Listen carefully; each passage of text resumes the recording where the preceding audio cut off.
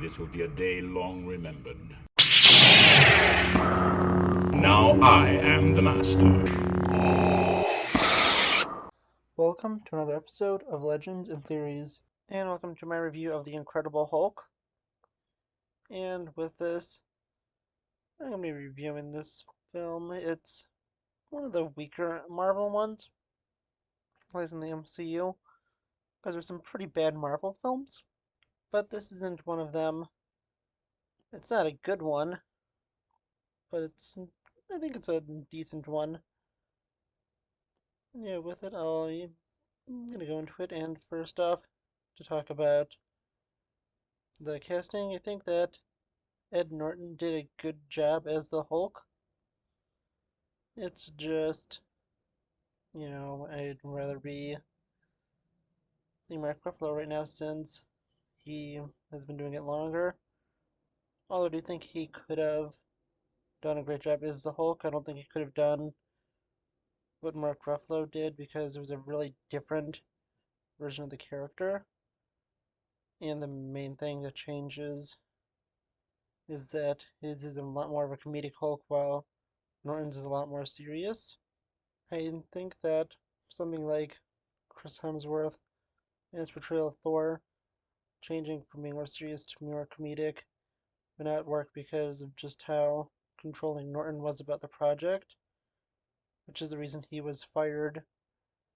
And with that, I think that, yeah, it is interesting to see this different interpretation of the Incredible Hulk, and also for him to have his own film since they won't let him do that anymore since he's owned by Universal.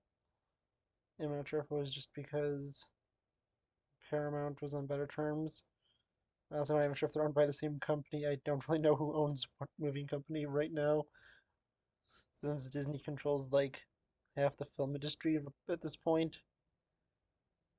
But yeah, looking at this film, it's a decent one. It hasn't had too much love in the MCU, with us not really seeing much move forward from it.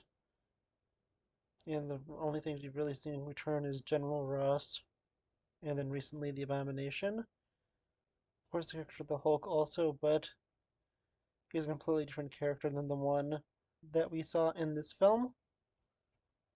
So it's really not too much has been brought from it, but I still think that it is an interesting thing to look at. I think that it is decent. The Abomination is an okay villain. General Ross does a good job in it, and he really does a really better role in the rest of the MCU. Although his actor sadly has passed away, I'm not sure what they're going to do with the character because they might go and evolve the character into Red Hulk, and with that, he'll just be trapped in the form, I'm guessing, if they want to. So it seems like they're probably going on a Thunderbolts route, or he's going to be killed off screen and the Thunderbolts will be made in his honor. I'm not really sure what path they're going, but it will be interesting. And yeah, honestly, I don't think I have too much more to say.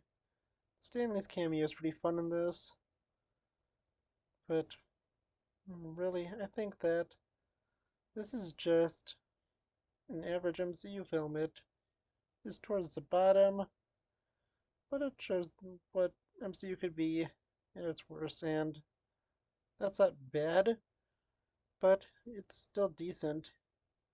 And as I said, I don't think there's any truly bad MCU film. There's just some that aren't as good, and this is one of those films. Well, I do know some people who do really love this film. I think that, honestly, I think this is just a decent film. It's definitely not my favorite. It's definitely not my least favorite. And it's definitely lower, but that's mainly because we have so many better films, and I don't think this film is as bad as people say it is, but it's also not the best film ever. But yeah, that's what I think. Let me know what you think in the comments, and I'll see you all next episode of Legends and Theories. Thank you for watching this episode of Legends and Theories.